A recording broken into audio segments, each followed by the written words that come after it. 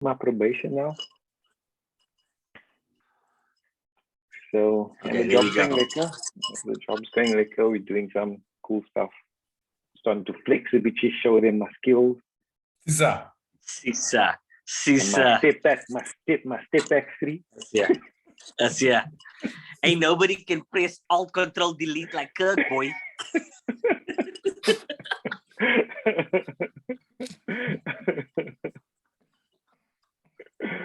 Wasn't that funny? That's right.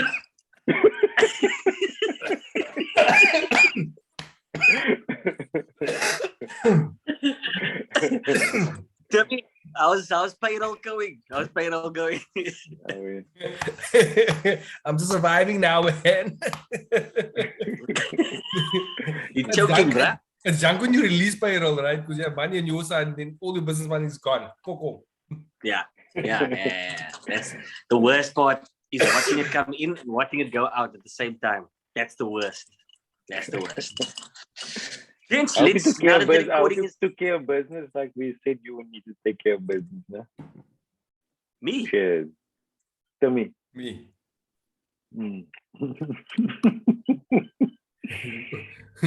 Wes is scared about winning. He doesn't care about the beers, apparently. Clearly. Nah, I'm on to the next thing. I want to win the next thing again. You don't talk about last year's championship. You don't talk about last year's championship now. Move on. Fair enough. I'm mad. No, bro. I'm putting the banner in there. I'm getting me a ring. Yeah. Until somebody takes it away. Exactly. Yeah. You never know when the next one's coming. I'm gonna have a parade. Yeah. They do say though you're only as good as your last one, eh? So I'm the champ as it stands. Oh yeah. By default. Oh yeah. Verstappen.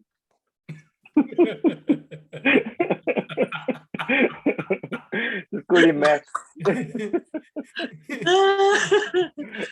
All right, let's start the show. Ladies and gentlemen, welcome to episode 11 of the NBA SA show. Away. Episode 11. And we are, 44, 45 games in to the NBA. A lot of changes. A lot of changes. Can we just talk about all of the injuries that are going in the NBA and how teams are affected? Kevin Durant is out. Lonzo Ball is out. And the list goes on. Where's your heads at, fellas? To me, give me your overall feel of the NBA, bro. So I'm sitting here confused why you mentioned Lonzo Ball being injured as a big deal. Like I don't get that. Right? And actually, to be honest, To the Bulls. Hey? The Bulls winning, he is. To the Bulls winning, he is a key role. He plays a key role. I guess. Look, they're gonna finish in the top 3 regardless, right? And to be honest, I here's a hot take. I don't think KD is injured. The Stephen A theory. Did he say the same thing? Yeah, he said the same thing. That They just want to slide down to 5. Didn't slide down to 5. Stay in 5. Yeah. Cool. Yeah. Yeah. Do you agree with that tactic though? Now that you brought it up, do you agree with that tactic? Would you lose on purpose to get a better seeding to give you a better chance at winning? Well, you'll get a worse seeding. Why would you want to slide down to 5? So that Kyrie can play more games. So if it goes to 7, Kyrie's playing. So 3 is they'd rather have right. Yeah. Fair enough. So they give up home court advantage effectively. Yeah. Home court disadvantage. Yeah. Your thoughts on that? So a couple of things. As you brought it up. From a club perspective, I think it'd be crazy, right? I think it. You know what it's like? It's like a team that's up 5, right, at the end of a game with 2 minutes left, and they start running the shot clock down, right? Like if you're doing that, pal, you're gonna lose. You're gonna Against fumble Golden State. the bag. It's gonna It's Golden State. The worst. Yeah. And in all seriousness, I really don't think that KD is wired that way. I don't think that he could possibly throw any games. No. in all seriousness. But yeah, I probably feel a little bit like Charles Barkley.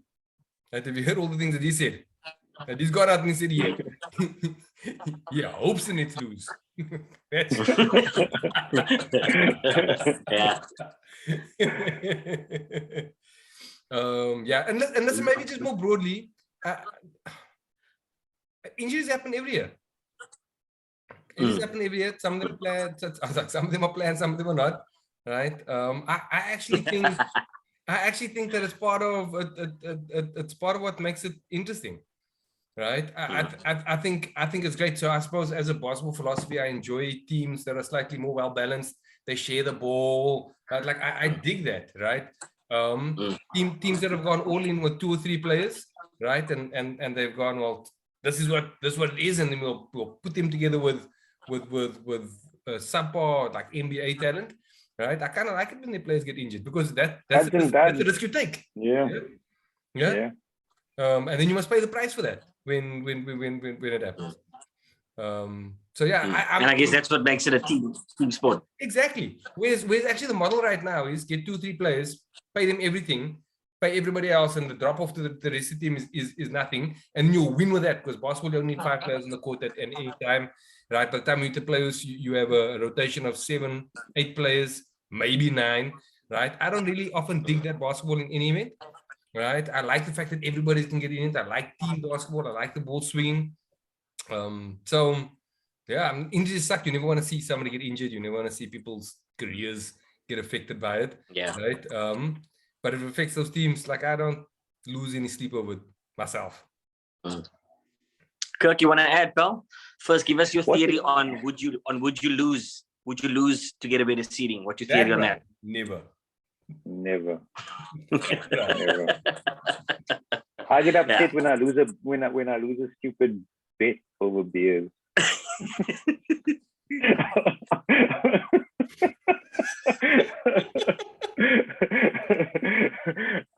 I get deeply upset when I feel I've been hard done by rule adjustments. You think I'm gonna fucking throw a game? No chance. That's how you really feel. That's why I'm still fucking wrecking basketball at like 78 years old, still on the court. Fucking. And that's his game age, yeah? That's his game age, not even his real age. Yeah. Yeah, no. But like in terms of, it's interesting because in terms of injuries, teams have adopted player rotations and load management a lot more this year, and yet it hasn't alleviated much of the, I mean, there's still injuries to key players, there's still teams getting disrupted. So it's weird how, I guess it's just injuries are part of the game. Yeah. Fellas? You're a super athlete, you're jumping over people, right? You turn in opposite directions, right? You weigh nothing. You know, you're gonna get injured. It's fine, they get danger pay.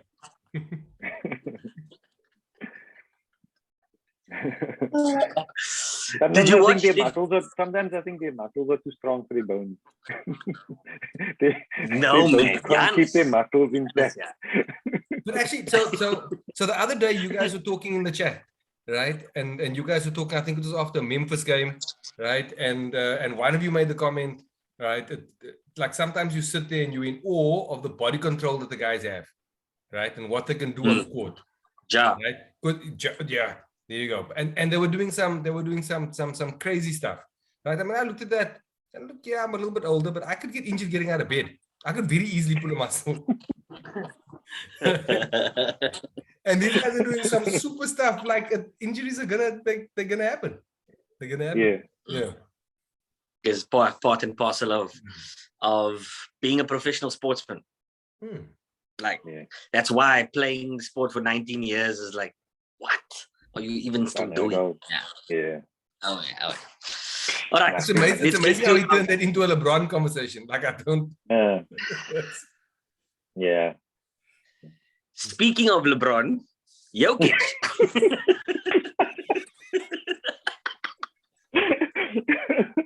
Speaking of Jokic, how about LeBron? And he's Yeah. Speaking of Jokic, Dallas has got a good run, eh? That's my Tim line. That's my Tim.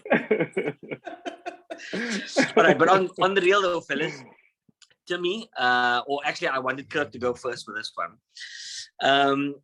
I can't remember since the last time that a big man has dominated the game as much as Jokic has. And just watching the highlights of the Clippers game the other night and the pass, I don't know if you guys saw it with the Aaron 3. What's the guy's name that shot the 3-pointer to win the game? Aaron Gordon. Aaron Gordon. Yeah. But it again spoke of like how good Jokic is in the position that he plays in. Kirk, as a coach for many years, how good is Jokic in your mind, pal? I mean, fuck, he's the reigning MVP, so in the one of the best leagues in the world. So I think he's okay.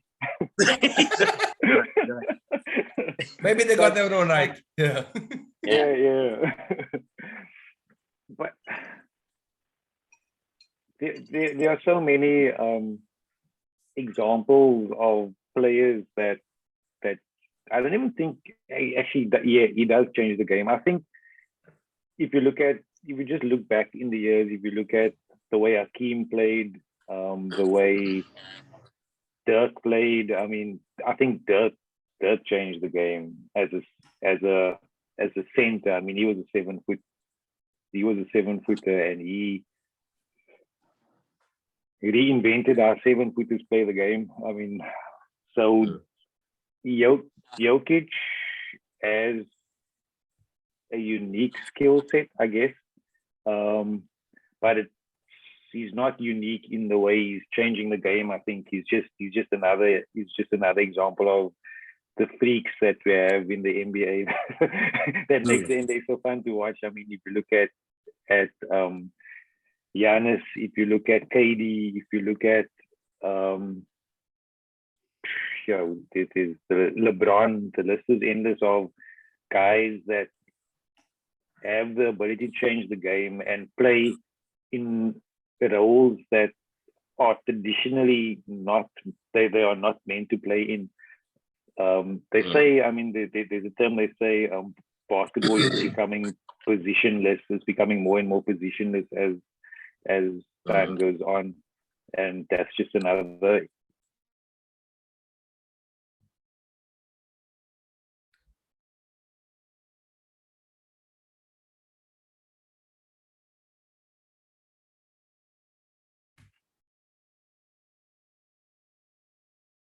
I'm back.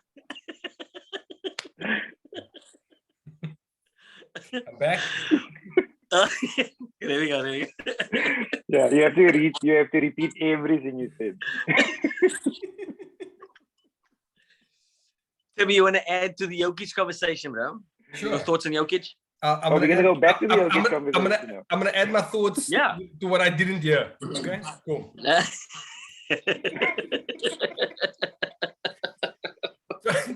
So I might say exactly the same thing. Don't judge me. Okay, you won't. So my point was that the NBA is becoming positionless, and he's another.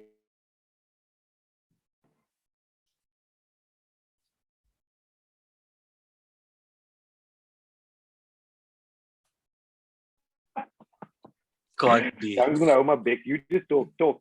Yeah, go. Just talk, go. My internet disagrees with you.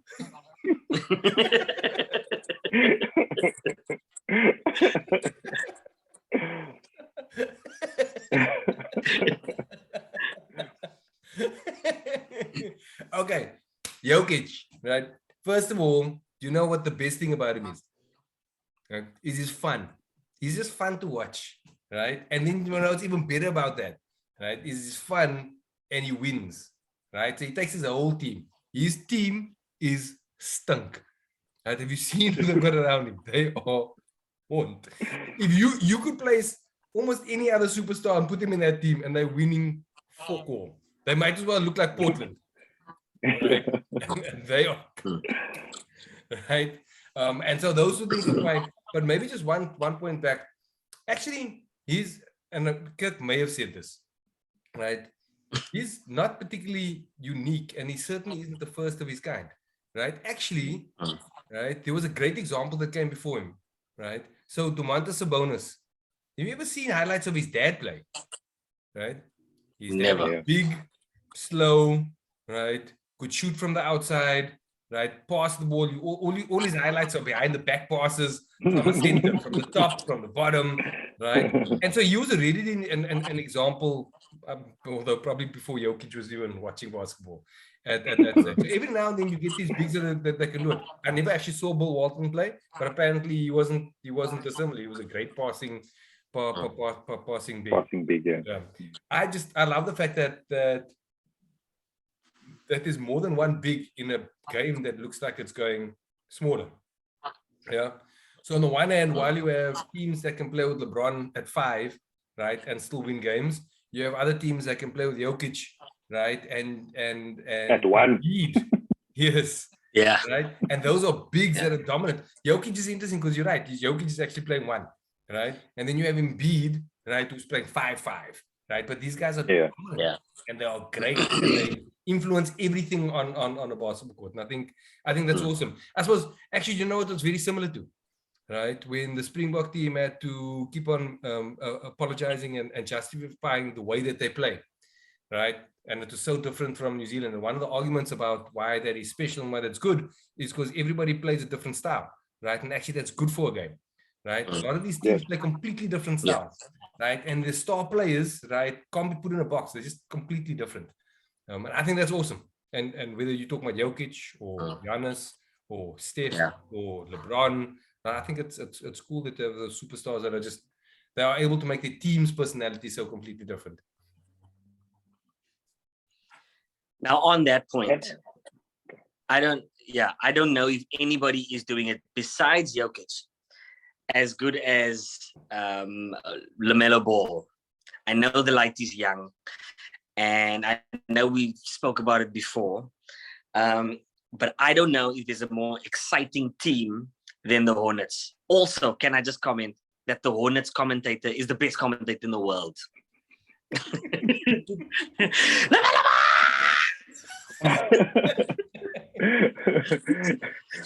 That guy just thinks every play is a highlight. Yeah.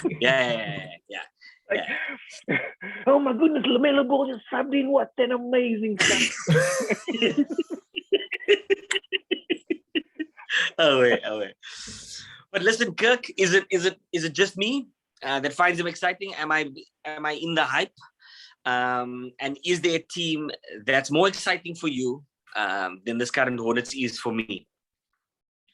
Yes, there is. Okay. Full stop. Yes. Thanks, Kirk. So, do you want to end? Let's close the conversation. You asked a yes/no question. He gave you a yes/no answer. Yeah. Is there? Yes. He doesn't want to talk too long. No, he doesn't want to talk too long. Your internet might cut him out.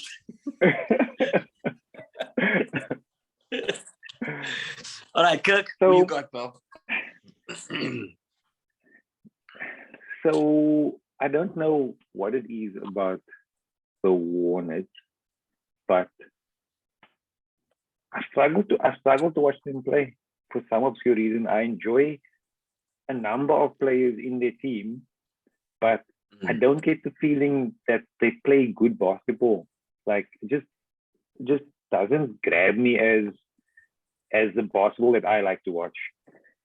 A team that is exceptionally enjoyable at the moment is Golden State Warriors. I mean, I don't want to sound like I'm punting a particular team or anything, but watching Clay come back. I mean, first the Clay story, we kind of didn't really speak about it last time around. There were a bunch of other things we were talking about, but just watching that first game back, the whole Hype. event, the whole event from him, the announcing him, them announcing him, the way the crowd is going, that crowd is going buck wild.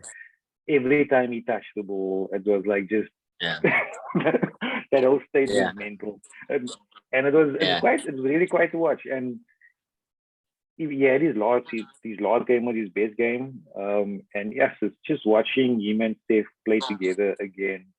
They don't even have Draymond Green back yet. When the three of them are going to be on the court, it's going to be quiet. I mean, Steph got his not Steph, Clay got his customary leak out to the corner, shot like bruh, flies back, side, a side bounce to the side three in the corner, and they are quite to watch. I really enjoy them. Even I was saying the other day, when Steph isn't on that Golden State team, they look like a Super League team. But they're still trying to run these systems. They still run the same sets. They still do the same. They still run the same plays, look for the same shots. It's just that the other guys are tuck and they can't make them. The other guys are not Steph. Yeah, exactly. So when they run that split action and Steph pops up, when he pops up, he's pulling two defenders with him. When anybody else pops up, they're pulling off a defender with him. So it's not as effective, but you can see they're running the same things and they're trying to execute. So for me currently, I'm enjoying Golden State playing, watching Clay come back. In terms of the Hornets, they have great highlights, they have great moments, but I don't find them a cohesive team as yet. And I guess that's why they're seventh in the East at the moment. Timmy, are you a Hornets fan like I am, or not feeling the Hornets at all? First, I just want to out Kirk a little bit, right? Kirk can't like the Hornets because he's got a fundamental distaste, right? Bias, aversion to Terry Rozier and everything that Terry Rozier represents. So I hate Terry Rozier. That plays cuck. But I have every reason to like the Hornets because it's owned by by Michael Jordan. They wear tile blue. There's every reason to like them. But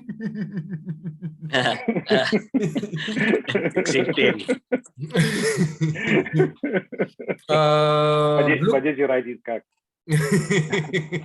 we've talked about them. We talked about it at the beginning of the season, right? So it's not that they've gone under the radar, right? And I completely actually agree with everything that Kirk says, right? I love the thought of them. There were a couple of players where we said, hey man, they're gonna have great seasons. And then I go and watch them. The reality is that for 48 minutes, right? So 8 minutes, some really cool stuff. And then 40 minutes is confusing. And Jekyll and Hyde, sometimes really good, sometimes really, really, really bad, right?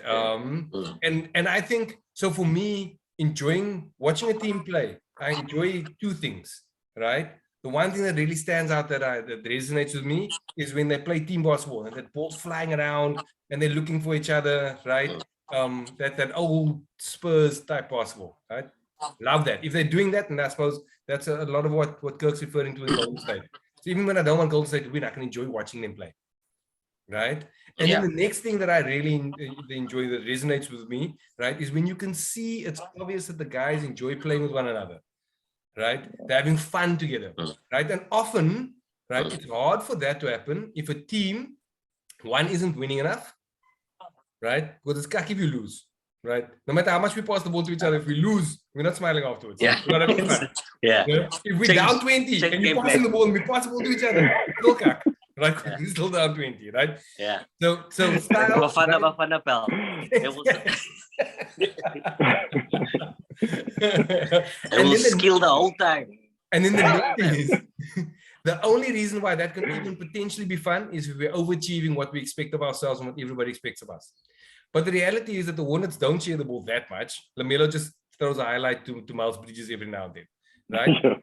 Then the next thing is, right, they're not winning that much, right? You said they're 7 in the East. I think they're like 25-20 or something, right? They're winning, but they're losing almost as much as they're winning, right? And the next thing is, everybody expected them to to win at least this, potentially even more. So you're not even overachieving what you should, right? That doesn't make for an entirely happy situation, right? And so have they got great highlights? Yes. Are they going to get better and more consistent? Yes, right? But maybe not my pick for like the most joyful team to watch. And then I suppose one from the West and one from the East. The Grizzlies look like a team that they all just grew up in the same neighborhood, and now they're getting better and they're winning a lot. And that's fun. It is joyful. Yeah, that's in the West. Yeah. And on the East, funny, I don't think that their style helps them with this, right? But the fact that they are completely overachieving, right? And they enjoy playing together is very, very evident, right? But that Cavs team, right? Completely different to everybody else. They play like four bigs, right? They had Kevin Love at the beginning of the season throwing tantrums, right? Last year throwing the ball, inbounding the ball to the other team on purpose and walking off the court, right? Now they're making highlights and he's the first dude off the bench, giving everybody high fives. They enjoy playing together. They enjoy making big plays together. And I think it's cool to see. Like stylistically, not my favorite, but I enjoy it. Like they're exciting from that perspective and they completely overachieve. Lekker. That was a lot. Sorry, It sounds like a Wade. lot. Sorry, you alone on that one. I think it's that commentator that got you fooled. Yeah. Basically, I'm the only reason why the Hornets are even relevant, because clearly they just make highlights. Look, yeah, if Clearly. you only watch the highlights, they're the most exciting team in the league. Yeah. But if you just watch the first quarter of a game, you're like, yo, what is this? Yeah. You know what? Too excited too quickly. Yeah, you know what I like? How I rate a team is watching them close the game out. Watching a team play in the last 3 minutes of a closed game. That speaks volumes to me of if I'm going to enjoy how they're going to play the rest of the way through. Phoenix. Because you can clearly, especially in the NBA, you can clearly see which teams have a plan and which teams can execute the plan and which teams are just trying cock. The difference between Phoenix, and I was going to mention Phoenix, but actually like that made more sense. And then on the other side, Boston. Boston, sometimes I struggle watching them. True. Yeah. Talk about Boston. I saw an interesting article about him talking about breaking Tatum and Brown up, or just blowing that team up. You agree? You disagree? It was a good idea to blow that team up. I think they're still They young. have to. I don't think they're still young, man.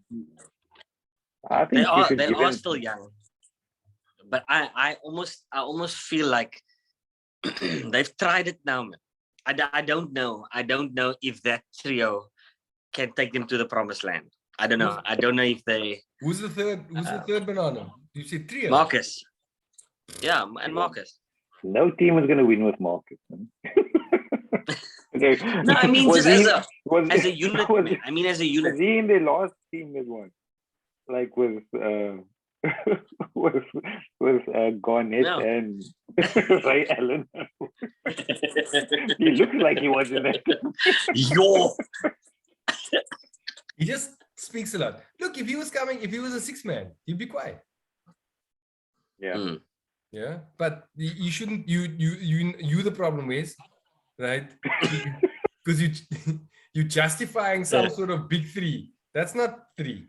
That's not even 2.5. No, I wasn't justifying a big three. I was just saying. Miami. That's the Miami big three. It's 2.5 men.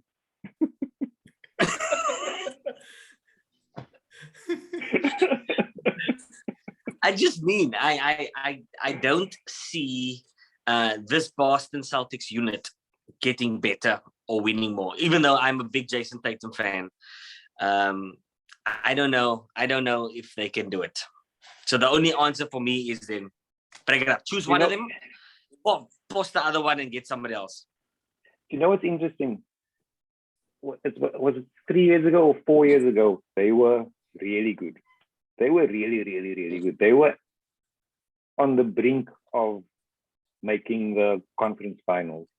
And then they got Kyrie then everything went to shit. I mean, all that fucking Scary sage was burning. Terry was good in that team. Yeah. And then they blew that team up, and because it was interesting because they didn't have a superstar, and they were sharing the ball, and they were playing that style of basketball that we like to play and that we like to watch, and they were enjoyable. They were entertaining. We liked watching them. They were the underdog. They were competitive. They were winning. All the things that to me ticks in his boxes of making a successful team. Then they decided they needed a focal point in their offense. They looked for a superstar. Your turn, my turn. I completely agree with you. Yeah. Thankfully, I don't really care about whether they win or lose or not.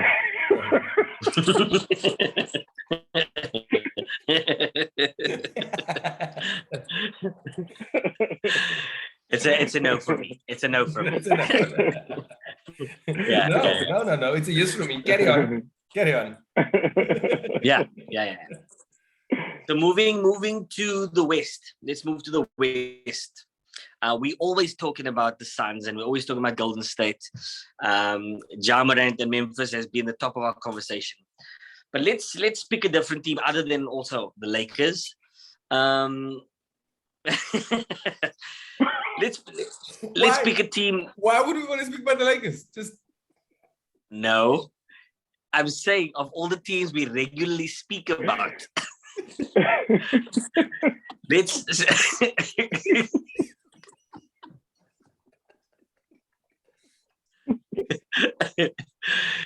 tell me. I'm in a flow. DBAP. Yeah. Okay, if I look at the Western Conference, the only team we haven't really made any type of fuss about, for obvious reason, is the Minnesota Timberwolves, the Los Angeles Clippers, and the Portland Trail Blazers. Now, I mentioned them specifically because that's the only three teams in the West that's in the top 10. There's no reason to make a fuss about them. No. So here's my question. Is we only halfway through, right? Which of those teams stand any type of chance of turning the tide, if you could call it that? Minnesota, Portland, and Clippers. The Clippers. Okay. I mean, they still have really good players. So my question is, nobody's talking about them. We're not making any fuss about them. Is it merited, or is there a chance for a turnaround? To me, give me your thoughts. Thank you. I'm so glad you picked me. Even though I was not It wasn't obvious. Yeah. Two things, right? Maybe I'm gonna answer your question first, but then I'm gonna ask you a question right back, right? So first of all, between the Clippers, the Trailblazers, and the Timberwolves, right? If you're saying pick one, right, which might do something, it's an easy answer, right? Because that's only going to be the Timberwolves, right? They've actually got talent, right? Do you know that the Timberwolves starting five, that lineup, right, is the most successful starting five? So a five-man lineup that has played more than 100 possessions this season, right? They are by far the best five-man rotation, by far. Yeah, crazy. It's a crazy stat. I know. In terms of offensive efficiency. No. In terms of what's that? It's not over under. It's like your net rating, right? So when you're playing, are you scoring more than when teams are scoring against you, right? There's something like plus 51 or something. It's like they are a country mile in front of everybody else. They've had some injuries, they haven't always played together, but they're still racked up. The problem is when one of the three of their superstars goes to the bench, right? Then they won't, right? And more importantly, so it's when the D'Angelo Russell goes to the bench that are especially bad. When he's on the court, right? Apparently, like he's just the thing that makes him fit, which is weird. I wouldn't have said that. Weird, yeah. But Paul George is no longer coming back this season. which means that Kawhi is unlikely to then come back either, right? And which means that the Clippers are unlikely to come back. yeah, exactly. Yeah. In fact, exactly the opposite. It looks like they might go on a fire sale and sell off the rest of the pieces. So definitely not going to happen. And if you've watched any of the Trailblazers this season, you'll realize, right, that you should never have mentioned them in this company. They are trash. They are stink. Right? I'd rather watch the Orlando Magic play because at least there's some future players in that team. but the Trailblazers, even if they were playing the Mavs, I probably wouldn't watch that game. They are. It's rough. It's rough on the eyes. Oh, that's deep. That's deep. So my answer to you is there's only one answer there, and it's the Timberwolves. But I just want to do something sideways because you mentioned the West in particular, and in our prep, you were like, let's think about a team that has come out, and you specifically said this tough West, right? Yeah. And it got me thinking, right? Because the reality is that the West has these 4 teams up at the top, right? And then really Dallas, and then after that, actually, they start to become losing teams. So Denver at 6 is 23-20, right? But then Minnesota at 7 is already, they're less than 500, right? And then on the East, man, all the way down to the 10th seed, they are 500, right? And then I suppose my question is, the West is top heavy and then it drops off, right? But East is deep all the way through. What's a tougher league? In my mind, the tougher league is the one that has more parity in it, because any team can beat you, or more teams are more likely to beat you. Whereas in the West, you've got this, like, the ones on top, they'll beat you often. But everybody else, no, not so much. Yeah. Anyway, Doesn't that sound like the East used to be? A couple on top, When LeBron and then lots of people that can that'll lose a lot. Yeah. So does that follow? So then, why when the East was like that, we said they were weak. Now the West is like that, and So I think everybody's running away from LeBron, because when LeBron was in the East was cack because nobody wanted to play against him. Then he moved to the West, and now the West is cack because everybody's running away.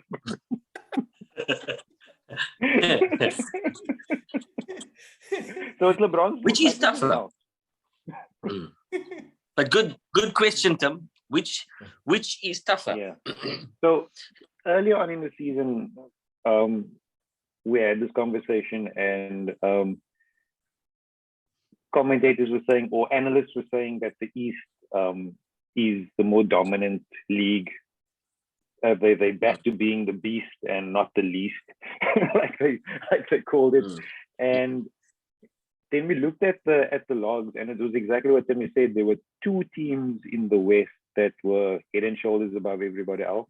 Then there was, I think the only team that was close to them at the time, I think it was the Bulls, or there was one team from the East. I can't remember which one it was. And then, the Bulls, yeah. Yeah, then there was like this middle ground of a lot of close teams, which were all from the East. And then the dregs were from the West. And it's pretty much remained that way. I mean, there was an interesting stat that one of the commentators gave in one of the games the other night about what you were saying to me about the 50%. And effectively, there are more teams that are above 50% in the East and in the West. So, yeah. So, again, it's like you say, in the East, there are teams that are close to each other. The level of skill is close. They are very competitive. So that makes it the East tougher for sure. I agree with that parity that exists there. It's tough in this parity. Yeah. Just let me go through it. I've got the league standings here. So you've got Phoenix, Golden State, which are 0 and 2.5 games behind. Then you've got Memphis, which is 5 games behind. Then you've got Chicago and Miami, which are 6, Utah 6. Then you've got Brooklyn, Milwaukee, Philadelphia, Cleveland. That's all East. Yeah. Then you've got Dallas. Then you've got Charlotte, which is East. Then you've got Denver. Then you've got Washington, Boston, Toronto. So in that top 15, it's predominantly Eastern teams. Yeah. Super interesting. But yet we still say, I wonder if our opinion is drawn from who is on the top. Because the first three are the West. So, wow, West tough. Yeah. But it's a natural approach. But actually, you know, if you're Eastern Conference player, you have more close games. More likely. Yeah. It's tougher. It's effectively tougher to get to the finals out of the East than it is in the West. And I guess there is something to be said if the two popular big teams, which are the Nets and the Bucks, are third and fourth. Then it gives you an understanding, because you'd actually think that the Bucks would be easy and clear number one with the way Giannis plays. But the fact that the Bulls and the Heat are above them almost gives you the feeling like, this must be a tougher log if Milwaukee is fourth. Yeah. So I don't know if it's tactical or if it's just the way the cards have fallen, but because the Bucks are the defending champs, every game is like a playoff game for you, obviously, because everybody wants to gauge themselves against you when they play against you. So every single game you play is a tough game. Then you're playing in the East, which is, as we see, tougher than the West. So you are playing more tougher games. So I don't know if they are load managing and just taking it easy, because they went through a few seasons where they obliterated teams in the regular season and then just trapped on a paar banana peels in the playoffs and got bounced. So I don't know if they've learned from that, and if they're looking at history and seeing how other defending champs have done it, and they're just pacing themselves. But I think that's why they've fallen so low in the rankings. It's A, because everybody tries to beat them, and B, they're just pacing themselves. But they also, in the beginning, had a lot of injuries. The Bucks. Yeah. No, that they were massively affected in the beginning. Then they went on a run where they had all three of their bigs, right? And they bounced like to number 2 or something. Exactly, and they've lost a few, but most of the ones that they've lost, right? Look, they had a couple of real banana peel losses, right? But most of the ones that they've lost of late are all because Holiday hasn't been playing. That's true. So it's not even like they're playing with the full strength. And I suppose your other point is the important one, right? Is they no longer have to prove to themselves that they're good enough. Often teams win lots of regular season games because in many ways it's to make sure that their own psyche is fine. Yeah. Because now they're like, no, we can beat everybody, right? And they can pace themselves, and that's okay. Yeah. Can we take a moment though? Right? I think it's something that we mustn't overlook, right? And they weren't really the answer to your most exciting team, but there's a team that everybody's been sleeping on, right? And sleeping on not that at the beginning of the season that people didn't say that they were going to be good, right? But they've also suckled, and they've also had mad injuries. In fact, two of their best three players have been out recently, right? But they kept on winning. In fact, they kept on winning with random players, right? I'm not even sure when last they had the three best players on the court together, right? Now you're also looking confused, but Miami is number 2 in the East, right?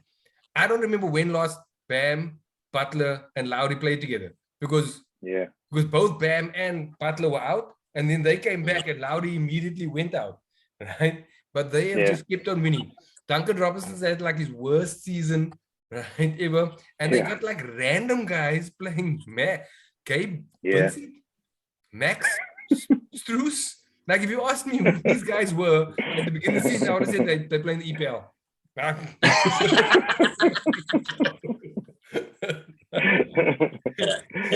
They don't play flashy basketball, but they punch you in the mouth, right? And they fit than you, and they're just churning out random wins. Anyway, like I reckon by the time they hit playoffs, if they're healthy, I would hate for my team to play against them. So shout out to you, because you actually pegged them at the beginning of the season for a team that was going to do well, and you said Bam was going to be somebody to watch. I didn't think they would do that well, and they are. I didn't think they'd do this well. I don't know. Butler seems to be a bit of an AD. He's very injury prone, and he's hurting my fantasy like you won't believe. And last night I saw, fuck, this guy scored 4 points. Is he injured again? And I was thankful that he got ejected. I was like, oh, good, he's only ejected.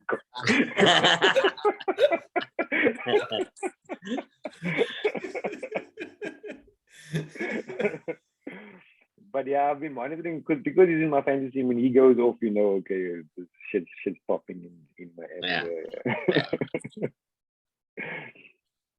Yeah. True. Can would you put money on Miami beating Milwaukee in the East?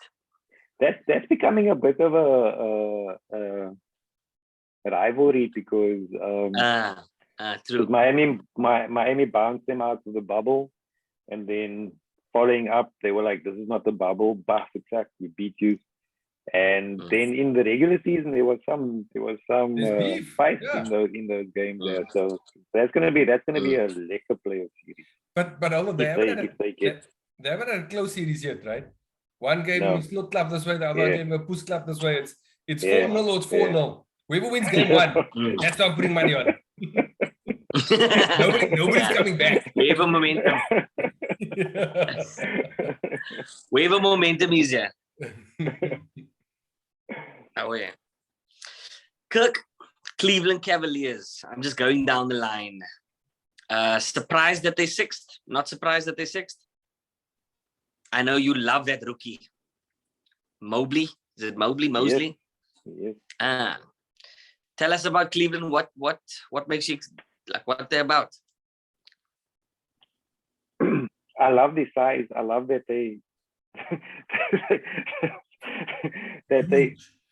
they are massive. And what's the big that they traded from Allen. From Brooklyn? Allen's gonna be an all-star.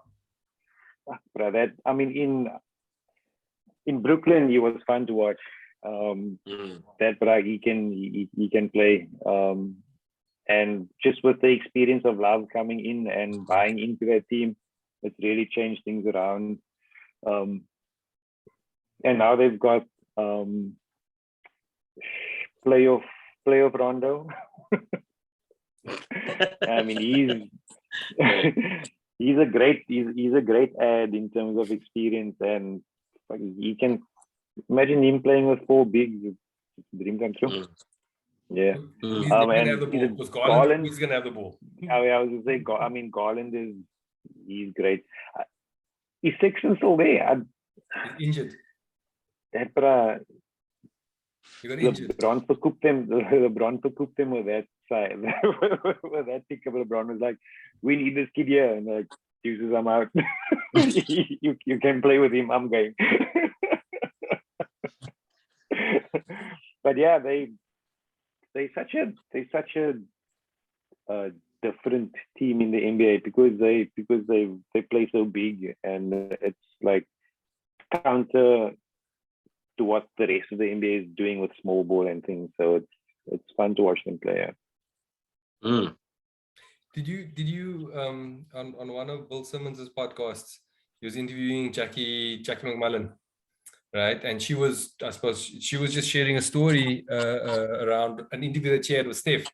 And she asked Steph, like, who's the young sort of up and coming player that you think people should watch out for? And he was like, Garland. He was like, Garland's the one.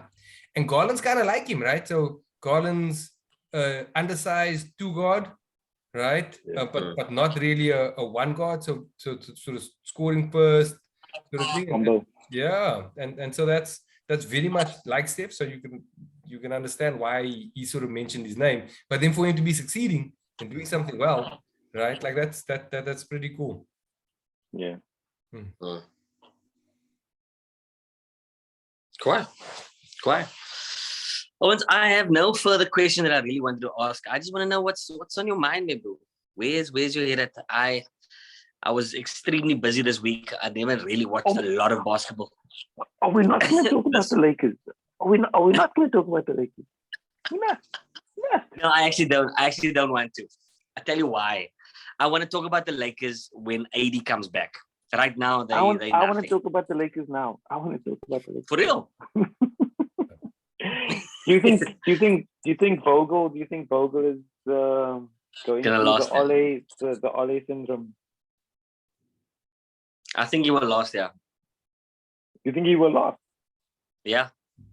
You can't judge him. You can't judge him on this. He's got a team with with one leg. Westbrook is trying to find his way. AD is key to this team's success. Without AD, you can't judge Vogel on this. I'm calling bullshit on that. You got Melo, you got Westbrook. When those two came, they were like two future Hall of Famers. This team is gonna moor everybody, give them the title right now. It's done deal. I think they are a bunch of old brasser that are waiting for the playoffs. That's what I think. I think AD is going to rest as long as he can. He'll come back with maybe 15 games left, and they'll get him fit and get that team ready for the playoffs. They look like a bunch of Owens, as JJ Redick said, past their prime, and they know what is the important basketball. I might be wrong. That's how I feel as a Laker viewer. That's my theory on the Lakers, is that AD will come back before the playoffs, and depending on how the Lakers do, Vogel is out or in. The only way Vogel, I think, keeps his job is if they go to the semifinals at least. At least. Timmy, you disagree with me? I'm so glad you asked my opinion. That's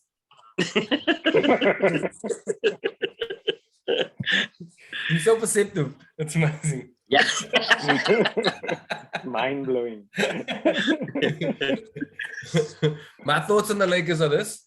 I hope Dallas gets them in the playoffs. Right? So let's start there. Right? That's thought number one.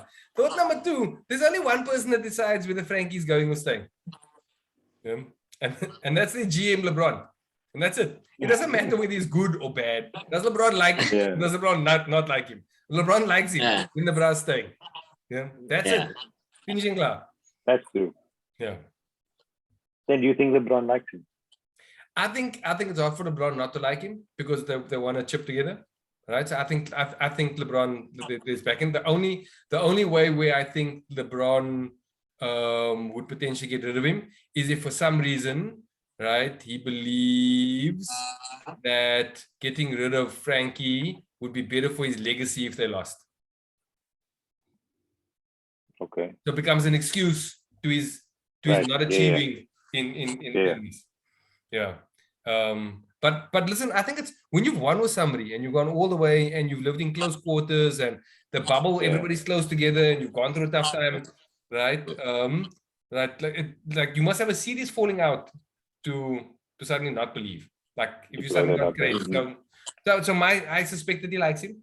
Right, for all intents and purposes, like he's meant to be a good coach. He seems to have done good things, right? And there's a lot of narrative around the roster changing. So I would be surprised if they fired him. And if they did fire him, you get a job somewhere else quick fast. Very easy. Yeah. What do you think about? I'm taking Wesley's job here. What do you think about Wesley's comments on on whether they're just buying time to get to the playoffs? No. I think that they are trying. Right? I just don't think that they're good enough. I think that they are. I do agree with Wes's comment around, right? Without AD, they're an absolute lost cause. With AD, he's got to be as good as Jokic and Embiid, right? For them to be real contenders. If he's not, right, then they're going to lose. They're going to, if they get Phoenix again, Phoenix is going to give them a push club. That's it. They're not doing anything. If they get Golden State like this, right? They're in trouble. Hell, even if they get those two teams with AD, I'm not convinced that it's that they're even near the favorites in that. And then we said if AD, he actually has to play the whole series, right? Yeah. And each quarter he can't go into the toilets. Run out. Yeah. Kirk, your theory? Agree with me? Disagree with me? I disagree with you. If you see the way they lose games, it's hard to believe that they are okay with that. And if you look at the standings at the moment, if they finish anywhere within their range, even if they go up to 6, they are playing either Memphis, Golden State, or Phoenix in the first round. There will be, yeah. Yes, exactly. Which team can the Lakers upset? Memphis. It's the only chance. Golden State. Golden State have that The ability on-off button. Yeah, that ability to lose games fantastically. And I think their best bet is through Golden State. Maybe Utah, because Utah just doesn't win in LA. They were raving about that win the other night, but Utah hasn't won in Staples Center in like 3 years or something stupid like that. And in the last, it's that, and that's why I commented in the group. It's like, this is why Utah won't succeed, because they've got this small town mentality. They've got this inferiority complex. So until they crack that, they're going to struggle against traditionally big teams. So both of you completely disagree with me. Yes. That's the give me a reason for why. Okay, now leave it. It's just gonna go in a circle. AD. Yeah. So in a nutshell, both of you feel that with or without AD, they are not going past the first round. I didn't say that. Well, you basically imply the only chance they have is if they get Golden State. Yes. Possibly. You don't think they can beat Ja Morant and the Grizzlies over 7 games? The only chance they have is for AD to come back, play a full series, and be as good as Joel Embiid. I would love It's possible. I would love to see a Grizzlies Lakers first round with a healthy AD. Sure. I would love to see that. That is it's like cuck matchup. It's like Russell. It's like Russell Westbrook and his baby. Like two explosive brasser. Yeah, but that'll look, actually be a Lakers series. That is a terrible matchup for the Lakers. Yeah. Right. So you got Steven Adams and Jaren Jackson Jr. Right. Yeah. Both who could spend time guarding AD, and potentially you can even chuck in Brandon Clark, right, for a few minutes a game. Yeah. Right. Then you have nobody to defend Ja. Right. They're not great at defending point guards. Right. So on the one hand, you're primary big. The other team is well suited to defend him. Right. On the other hand, you got the team's primary point of offense, and your team is particularly cuck at guarding guards. Right. And then they've got a bunch of wings that they can throw at LeBron, who are younger and faster, which means LeBron's going to spend a lot of time doing what he's doing right now, that step back three. Because whenever he's got a faster guard on him, he's now no longer going to the hoop. Like, their points of attack are where the Lakers are weak, right? And their points of defensive strength are exactly where the Lakers need to score. Like, that's a terrible matchup for them. Yeah. The only thing they're hoping for there, right, is that experience, is that the moment is too big for the Grizz. That's the only thing they're hoping for. Yeah. That's a cuck thing to hope for. Yeah. They match up better with Golden State, and they match up better potentially with Utah. Maybe I'll take that back. Utah don't have any guards they've got big slow guards. They're very hard to guard LeBron. Yeah. Let's do a quick bracketology. If we guessed right now, right? Phoenix to play the Lakers. Wait. Before you go on, let me just wrap this up. In the Memphis Lakers regular season series, Lakers won 1, Memphis have won 3. Wow. So Memphis took that Yeah. series 3-1. That's without Yeah. AD in 2 of those games, I think. Eh?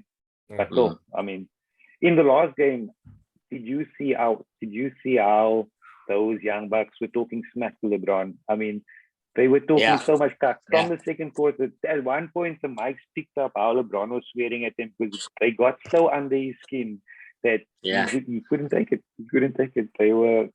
Those Owens got focal time. They feel. But it speaks to what we spoke about last week, man. The Owens aren't scared of each other anymore. Nobody's scared of anyone. Yeah, there's no. If you aren't intimidated by LeBron James, then you're not intimidated by anybody. No, I disagree. Me too. I disagree. If you're not having a good night tonight. if LeBron's team was winning, right, you would be. Kirk, do you have something to say?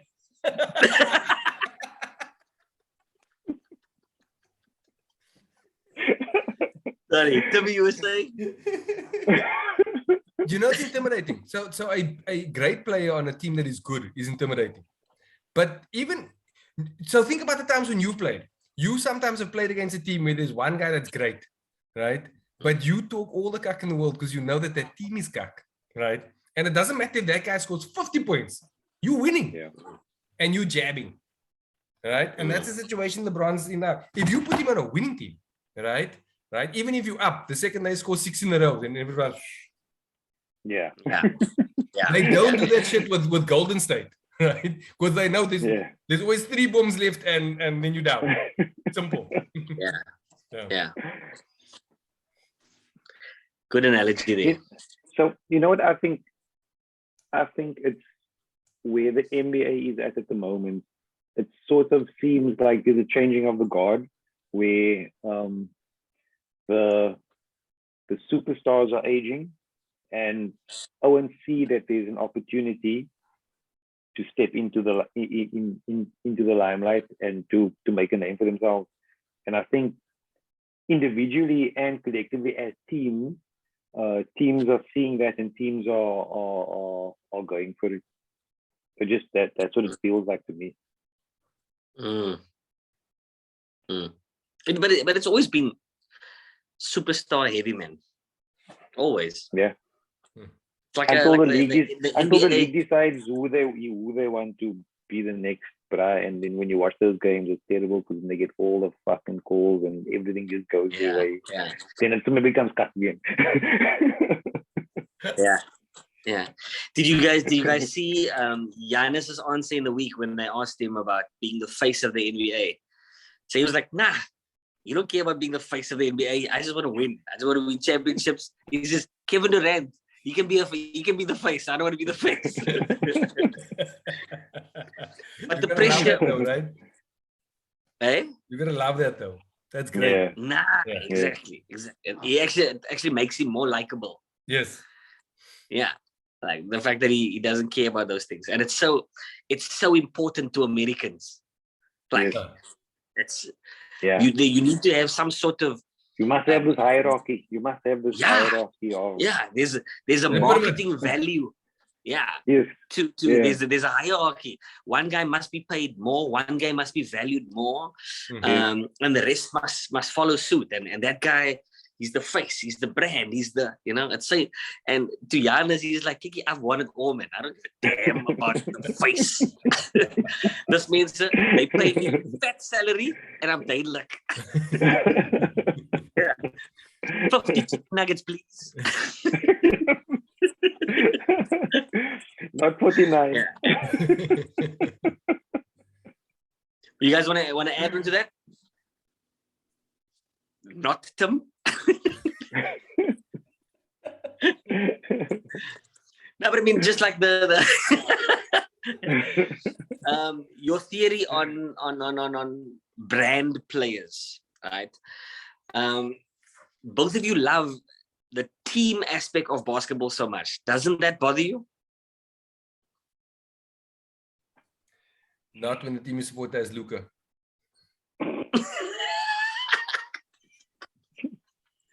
You both you both speak highly of when teams play basketball and they share the ball, and both of you love that brand also.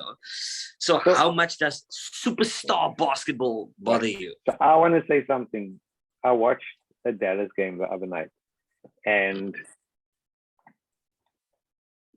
who were they playing? Who were they playing to me? So it depends. Were they played Toronto last night. They played OKC like the night before. They're playing Phoenix now. Oh, they're playing Phoenix. No, it was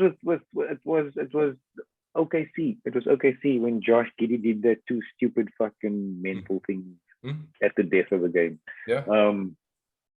But in that game, I really enjoyed 0975384578 is back. We also didn't like that opinion. He was like, I disagree with you, whatever your point is. I actually enjoyed that game because Luka wasn't bitching and moaning that much, and they didn't focus on him that often, and he actually moves the ball really well. Yeah. He's not hogging the ball as much as he used to. Yeah. Kid runs a different offense. That's why. Yeah. That's why. I must admit, whenever they kick the ball out to anybody other than Hardaway, I don't believe they're going to make the shot. and even Hardaway is like,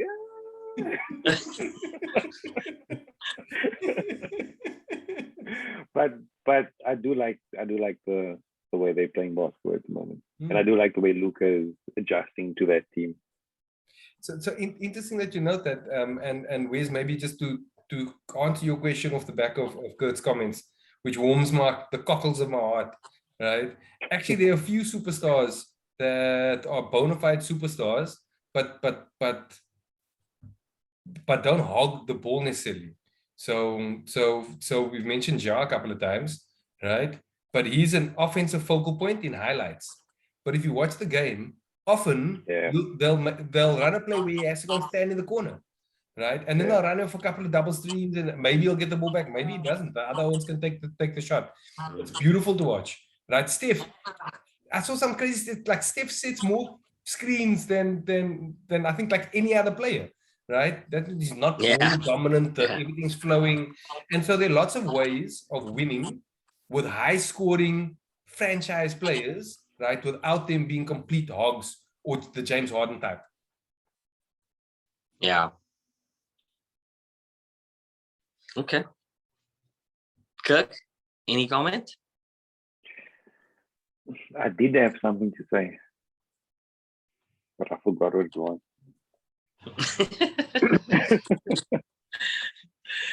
All right, to wrap it up. Actually, I've got a question. Tell me, what was your NBA second team or NBA second team? Can we go through that again? Give me a moment. Yes, while you open your Excel spreadsheet and put in your password of Luka. Yeah. So my second team. I'm gonna pour a drink quickly. My second team, where's this brother? Oh, he was serious. Yeah. You want to put some pants on while you're... I was like, is he beating? Is that his uni? What is? No, man, it's shorts. It's a shorts. Plaid. His frock is hanging on the wall behind him. Yeah, like a leprechaun. Why don't you show us your Lucky Charms?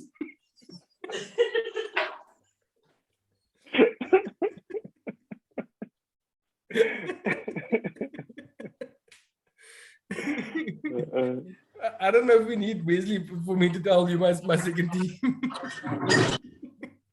It's just you, me, and the doily. Yeah, this is easier. Thank the Lord. Okay, so keep in mind, this was written 28th of December, right? So no caveats. No, it's important that I explain, because I'm gonna explain who was in it. So center, I got Embiid, right? Because Jokic was the number one center. Then I had at forward Butler and Paul George. And the reality is that Butler wasn't injured at the time, and Paul George just got injured, but was having a crazy season, right? And then I had Luka and Mitchell. Okay. And it's interesting, knowing what we know now, so like 3 weeks later, yeah, Paul George not coming back. The Utah Jazz have gone off the boil a bit, right? Yeah. Like you could probably argue a couple of those different. But anyway, so that was the second team. Okay. Yeah. Who would you go with? Oh, I'm glad you asked. Thank you, Tim. I mean, since this other brother isn't doing his job. Yeah.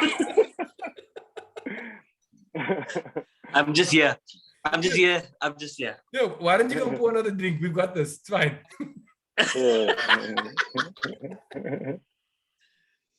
Your second team, bro. I've got Embiid at center, Luka at point guard. Then my other three are totally different. I've got as my second guard, I've got Harden, and my two forwards, I've got LeBron and Tatum.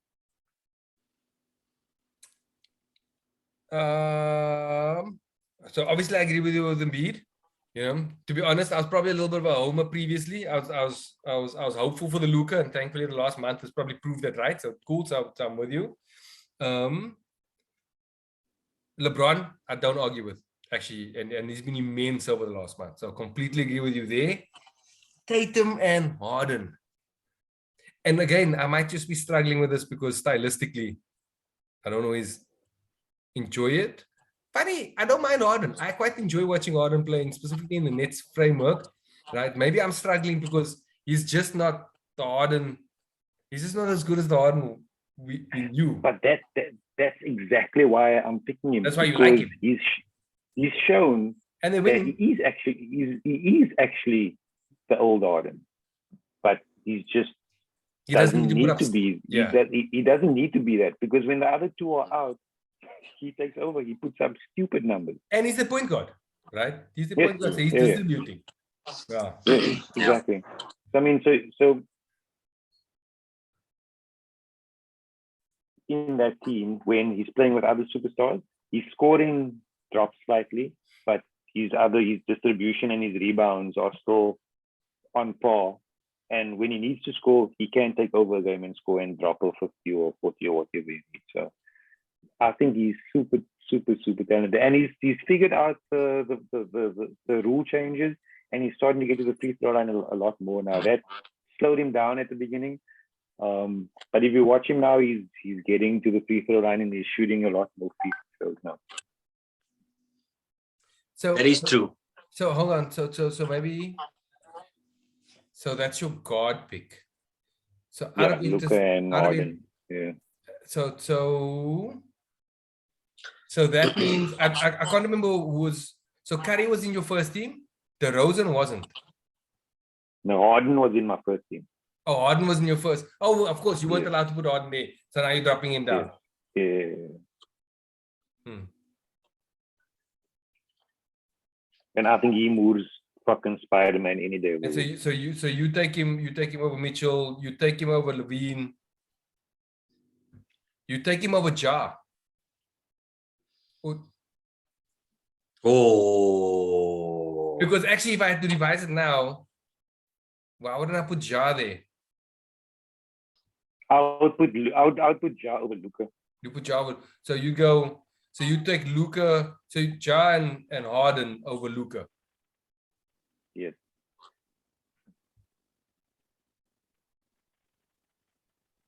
Who would you choose between Ja and Luka? Sorry, so between Ja and Harden. And Harden, yeah. True. Yes. To be honest, that like if I try and remove as much bias as I can, right?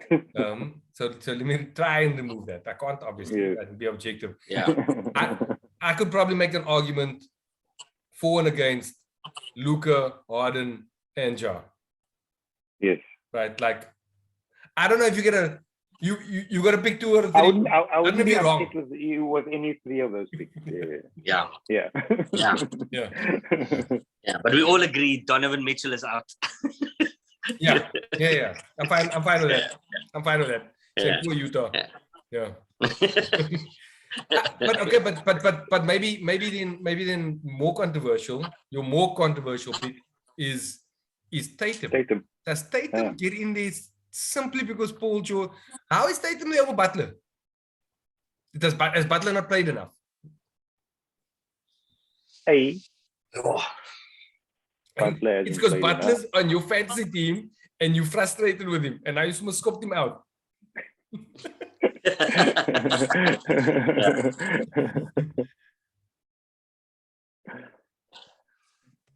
I just see. I circle to have Tatum on there. So, like he might put up big numbers, but his team's cuck, and so do you know largely his fault.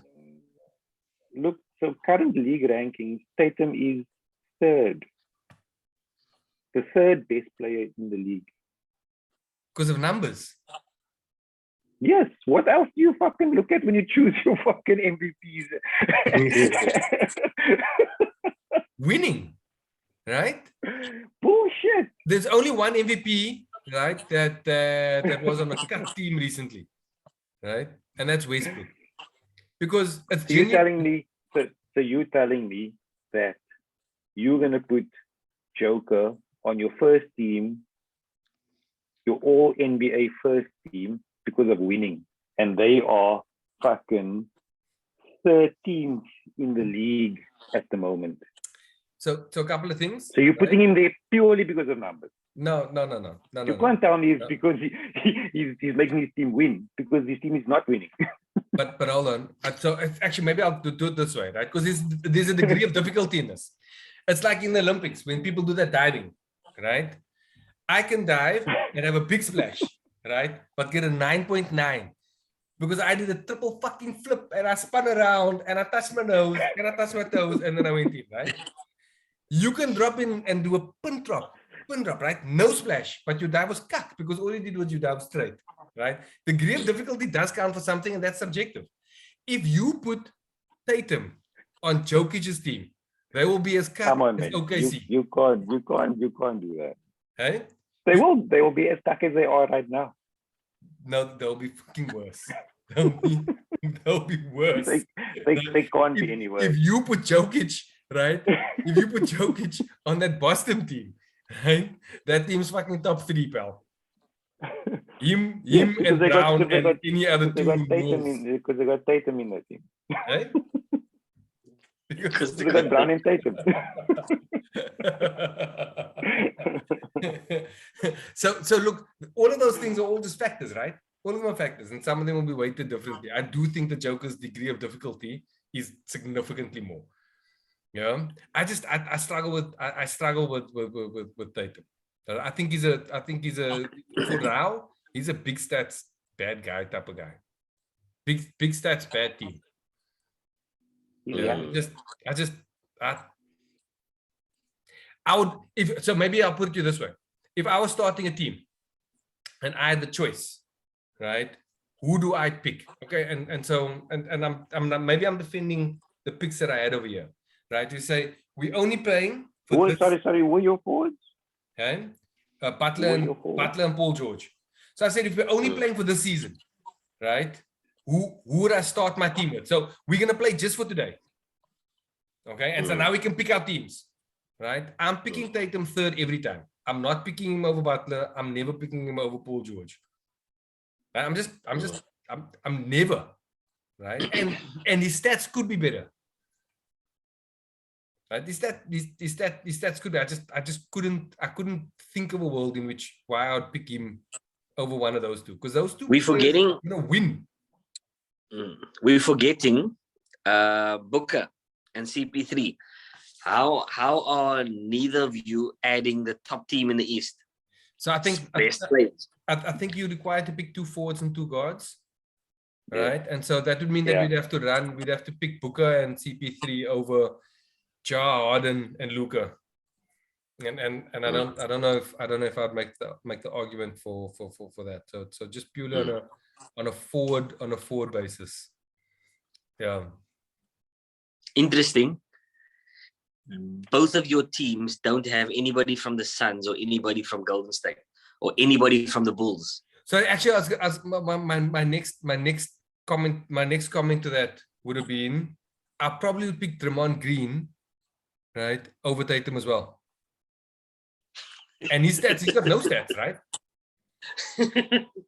No, why are you laughing? He's good. No, I know he's good. He's mad good. He's just got no stats. He's just this weird winning player. Right? He's an anomaly. He's an anomaly. He's different. Yeah. One could argue that we shouldn't have put DeRozan at guard in our first team, right? And that actually he should be picked as a forward. And there's no chance he'd be picked as a forward over Giannis and KD. And so anybody else. Actually, he should be a forward. And then you'd have DeRozan and LeBron. If we really want to break our rules and prove Kirk right. Prove Kirk right to kick DeRozan out so we don't put Tatum in his damn second team. If you made me choose between DeRozan and Tatum, I'd choose DeRozan. Yeah. Okay. Then who we bumping off the first team? Who's the first team guard? Harden. Or Ja would go into the first team then. So okay, wait. So we can revise this, right? Because we move on. So we're changing our first team. Yeah. Put Ja into the first team, drop DeRozan into Tatum slots, and then with that. I can live with that. Yeah. So who do we have? Who's our starting team? So we all agree on Jokic as our center. Yeah. We agree that it will be Kevin Durant. Yeah. And Giannis. And Giannis. Yeah. That's clear. Yeah. Those three are fast. Yes. And now we're saying we are adding Ja and Curry.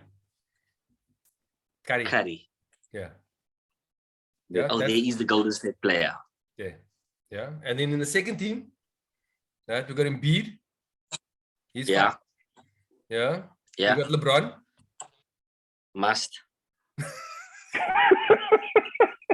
This is where I completely missed the conversation. He was surprised. I'm happy here. So you got Embiid, you got LeBron. I'm fucking frozen. LeBron, and who's our next forward? I'm back. DeRozan. Embiid, LeBron, DeRozan. Yeah. Because he's a forward now. He's not a guard. Yeah. He hasn't played guard all the season.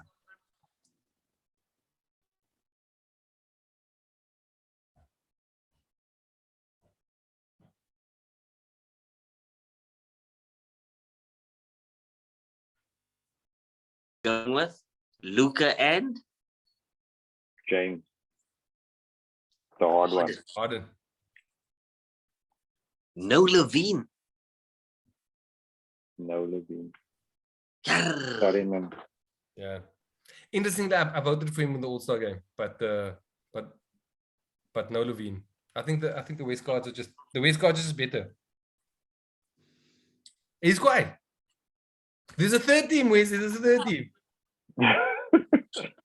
Yeah, you'll be third team.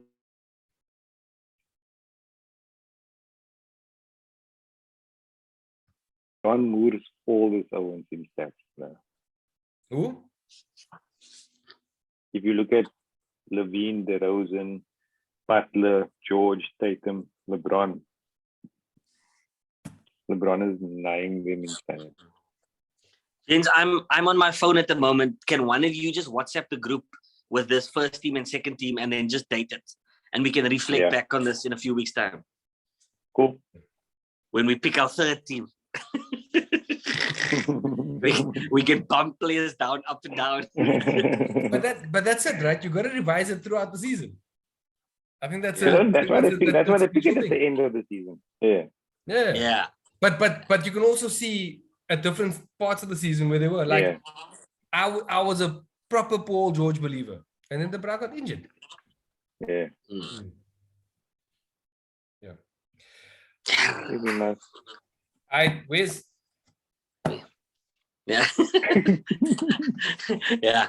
Before we go off on another tangent. Oh, yeah.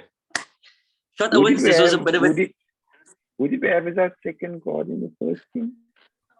DeRozan. Curry and Ja. yeah. No, man. Carry and That Josh. was previously. I'm just keeping a record of who we had previously. Oh, Oh, yeah. Stephen DeRozan. DeRozan, Yeah. Yeah. Correct. All right.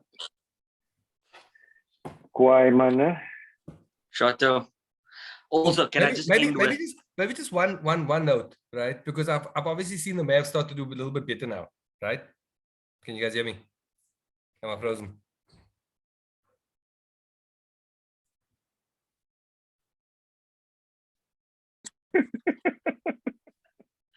okay, you're back.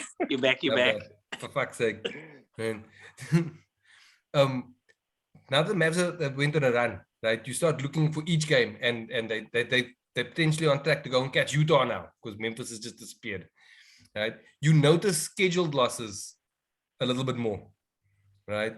Like tonight's a home game against Phoenix, but in my opinion, it's a scheduled loss, right? Because the Mavs, it's their third game in 4 days, right? It's the most difficult game in the 4 days. They then go and play Golden State and Memphis, I think, after that, right? Okay. And Phoenix last played on Tuesday, right, at Indiana. So this is more a home game for Phoenix, or more rested game for Phoenix than it is for the like I look at that and I'm going, well, the Mavs are going to lose tonight. There's almost no chance that they're going to win that game. I mean, like you start noticing schedule losses a lot more. Yeah. Right. Yeah. Yeah. It was a random thought. Match fixing. Correct. Match fixing. But we don't match fix. We don't lose. We don't lose on purpose. We don't lose on purpose. The teams don't, but the league does. Yeah. Don't get it twisted. Oh yeah.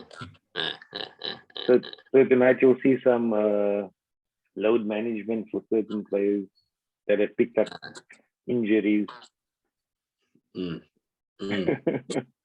6 to 8 weeks. But actually, if they'll play 2 quarters and you'll see them start sitting extended minutes. Exactly. Yeah. Yeah. If you were like cold-blooded management team, right, and you knew that you had Memphis and Golden State coming up, right, and you go, man, this is the 4th game or the 3rd game in 4 days, for example, like exactly what it is, right? You probably would go, and your last 2 games you won like by the skin of your teeth, right? So they've been pushed all the way to the end, right? You go, well, throw this one, get player development time in, right? You're not going to be Phoenix, they're playing Kawhi, right? And go and give these other guys a punch in the mouth, right? Like set yourself up for that. That's a yeah. And in the greater scheme of things, if you scan over the schedule, you wouldn't be like, what? Phoenix beat Memphis? I mean, Phoenix beat Mavs. Yeah. Exactly. Yeah. Like expected. Yeah. Cool. All right. All right, fellas. Chat next week, Monday, not Tuesday. Tuesday, not Monday. Hopefully, I remember. We'll set reminders for Sunday to check in. Yeah. Hopefully by then, Tim would have liked our TikTok page.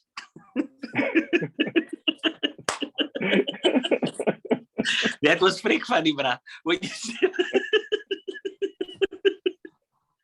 it's Kirk and like 2 random bras. Random. Mpo and Andile and Katie. Yeah.